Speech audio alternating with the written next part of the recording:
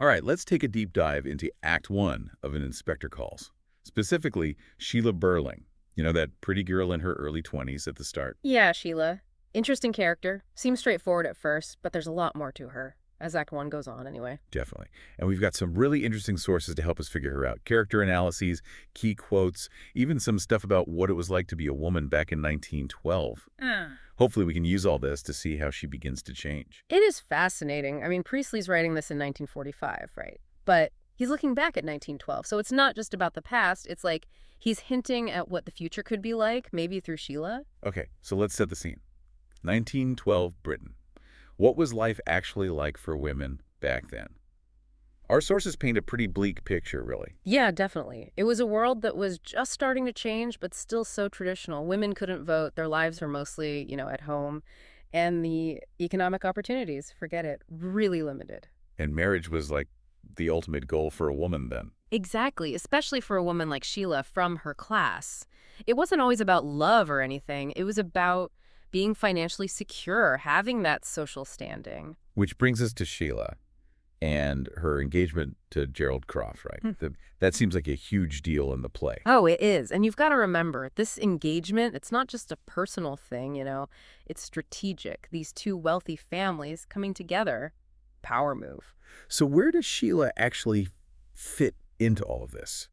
At the beginning of Act 1, she's described as very pleased with life and rather excited. Yeah, and it would be easy to just see her as this, I don't know, carefree young woman, excited about the engagement, the comfortable life ahead. Excited about the ring, about shopping at Millward's. Right, but when you look closer, you start to see that her happiness is kind of tied to those things, to the status that comes with Gerald, the money. That's really interesting because it does kind of suggest she's a bit shallow, maybe, not really aware of the bigger picture. Yeah, and that's where Priestley cleverly uses Sheila to show how limiting that kind of life can be, especially for women.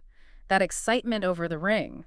It highlights how relationships were back then, kind of transactional. Like she's bought into a system that values her for what she has and who she can marry, not who she is. Exactly.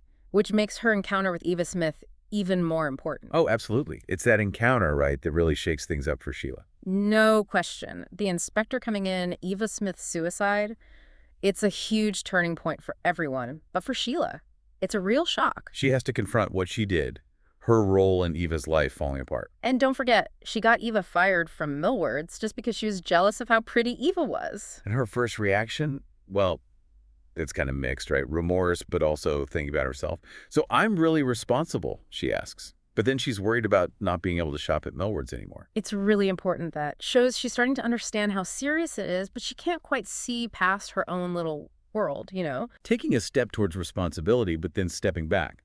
Still wants that comfortable life. But then she says something that shows a real change.